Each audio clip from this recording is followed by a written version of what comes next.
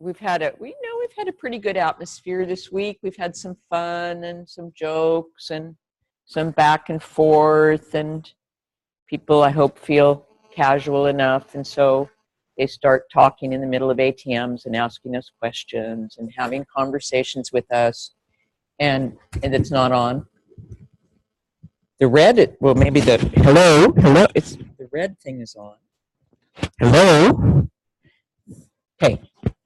So I just I want to make it clear we're not having conversations during ATMs. So don't ask me stuff, and don't tell me stuff, and that means there'll be moments where you're going to be maybe frustrated because you're not going to be clear about what you're supposed to be doing, and you can go through that because it's my problem, in a way, to take us down the road of these lessons in such a way that all the questions you would like to ask, and all the things you're confused about, at some point may be addressed. Not 100% for sure, but high probability that some of the questions that you want to ask in the first 2 seconds of a lesson are going to be addressed, but they may not be addressed until lesson number 3. Uh-oh. So how much suffering is that going to entail? Okay. So, I mean, but the thing is that part of what you're studying is your own, and I know Julie's talked to you about this because she's so big on this whole business of learning, right? And as was Moshe. So, I mean, there's always this question of, what is my relationship to this demand right now? What is my relationship to what I'm being asked to look at, to sense, to study, to learn? And am I the kind of person that just needs to solve it as quickly as possible in the first 5 seconds? It was really different styles. I remember when I was first teaching groups, and there was actually one of my classmates came to one of my workshops or classes or something, and she was a Japanese woman, and I say that because just the Japanese culture has different kinds of values, or in those days maybe in terms of internal, external, and she was the slowest person I had ever seen. And it didn't even look like she was listening to what I was asking her to do. And I was like, I wanted to change her. I really did. But, I was just thinking, she's not getting it. She's not getting it. And then at the end, she put it together in the most marvelous way you could imagine. Beautiful, right? That was definitely a different learning style than I'd ever seen. But I mean, it's an example, right? So there's those people that they flounder around and you think, oh my God, what the hell are they doing? But they're trying things out, and they're thinking, and they're problem solving, and then they put it together in a really nice way. And then there's other people, and you'll see this when you start teaching. There's other people, and I've seen a few examples of this this week. They solve it. They go, oh yeah, she's asking me to do this and this and this, and then I know, and I'm doing it, and I'm doing it, and I'm doing it, and I'm doing it, and I'm doing it, and I'm doing it, and nothing changes. There's no experimentation. There's no trying something different. They just solve it, and they do that for an hour. And then, I don't know, as Moshe would say, you're moving, and so the blood circulates, and maybe you feel a little better, but what's the learning? So I don't think I'm telling you anything you don't already know or you haven't heard, but it just was a bit, because I'm trying to be nice, as I said, and Jane thought that I was doing pretty well. Where's Jane? She's not here anyway to tell me, that I'm nicer than, I'm trying to be nice, yeah. Because in the old days, if somebody would just talk in the middle of ATM, I would just chop their head off and that would be it. And then that didn't work too well, did it? So anyway, so I'm talking calmly and slowly, smiling even, you know, because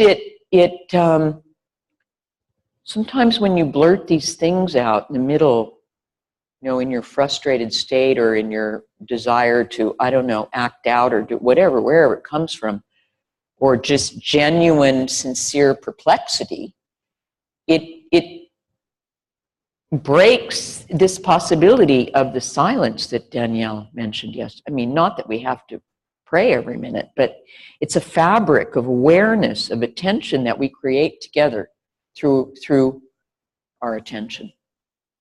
And then someone doesn't feel that connection to their environment, maybe. I'm not saying anybody in particular did anything. I'm just talking about types of humans now. Okay, so if the shoe doesn't fit, please don't put it on. I'm just talking about different things where, I mean, there are people who, you felt the silence, many people felt the silence from the prayer lesson, and maybe somebody didn't because they don't feel, they're not sensitive in that way to their environment. So, yeah, so there's that. And so we're starting this series of rolling the head, and somebody asked about the plane of movement. There's lots of lessons where the plane of movement is not clear, and sometimes we've gone back, and that wasn't actually even the thing I was troubled with, because I think that was a completely logical question in that moment. So I understood, but I'm just saying now that's over. So we won't do that again. But, you know, but if I were you, I would have wanted maybe to know too. Now, but there's lots of lessons where he doesn't define, in Amherst, well, even in other places, where he doesn't define the plane of movement. And I'll just tell you, because Margaret and I have been talking about this, you can get the Amherst tapes, and you can, if you want to know, like when I was a new trainer and I had some notes and I went, what's plane of movement are we talking about here? So I got the videos and I started watching them, and everybody in the room was doing something different, and he wasn't correcting them. And so in the end, I had to decide if I was going to go for what I was going to go for, what my interpretation was, if there was more than one way of doing it. Sometimes I would teach it both ways, or, you know, it's not always even defined like that. It's amazing. And then other times he's correcting the hell out of people, and he's just relentlessly clarifying. So there's not one way. But anyway, so we're doing it in different ways, like for instance, through movement observation, or Margaret had you show the trajectory of the pelvis. And when you teach, there's just lots of different ways. You can have 2 different people, 3 people do the same thing, and then you say to the class, now you do what she does and she does. Because it's really all about trying to find out what we're doing with ourselves. How are we using ourselves? And is there another way that we could be using ourselves that we prefer by going through these different options, right? So it's your experiment. I'm giving you the conditions, and it's your experiment. And so instead of saying, what am I supposed to be doing, try to find out what you are doing. Because sometimes you don't have the faintest idea what you're doing, do you? In terms of your entire self. You know what your head is doing or your pelvis is doing, but in terms of your entire self. And in a way, the answer to, I said it already this week, the answer to every Feldenkrais ATM koan, 90% of the time at least, is unless you use your entire self. When you use your entire self, then the movement will be easy, elegant, aesthetically pleasing. So we're going to investigate that with the head rolls, and it's not simple because it's the head. So how are we going to get everything involved in that? So until we find out the answer to that particular koan, and bring in some other ideas as well, you really need to take care of yourself. So for instance, somebody told me yesterday they had 4 whiplashes. So I think throwing their head around in circles for a long time,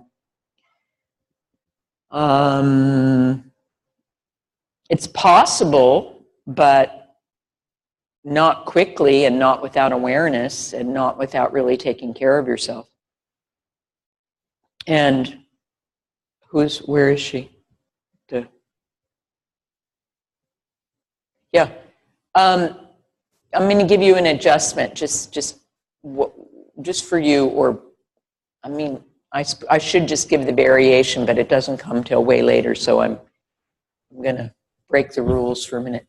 If I were you, I would do it with my hand. I would carry it with my hand slowly. We're going to do this, but if I were you, I would move my head with my hand on the top, or play with it, okay? While you're trying to figure it out. Just a thought. Okay. It's a little bit safer for your cervical vertebra. But once, I mean, you know, it's like everything. I always liken the work in FI with people, or the work in ATM with people. It's like homeopathy, in the sense that we're giving you a remedy that's just what you need. But from what I've heard from the homeopathy people when they work, anybody studied homeopathy in here, or administer it, or? So you have, so isn't it a question of, you put these ingredients together that you think is good for the system, but then you have to really tinker with the dose, the intensity of the dose. Is that a correct metaphor? Like it feels like, the more you actually dilute it, the faster it becomes on a vibration. Oh, well, that's really going into deeper waters. Okay. The more potent it becomes on a vibrational level, the more you dilute it. I've got to really spend the weekend on that sentence. Okay, good. Well, anyway, so we're giving you what you need, but the question for each person is, you know, the dose. And like you, Glenn, said yesterday, he overdosed on the throwing his head and his pelvis around and doing God knows what with his eyes, but he thought he was having fun in the moment, like, whoa, we're moving. So you overdose. So now you know what that feels like, right? So you tinker with your remedies, so to say. Okay, you got it? So because it's really true that over time, I mean, again, what is the method about? It's about learning. It's about how I approach learning. It's about my self-image around learning. Movement is the medium I'm using to study that. It's about many things. But I definitely have certain attitudes about how I should be in relation to achieving and learning. And Moshe is definitely deconstructing that.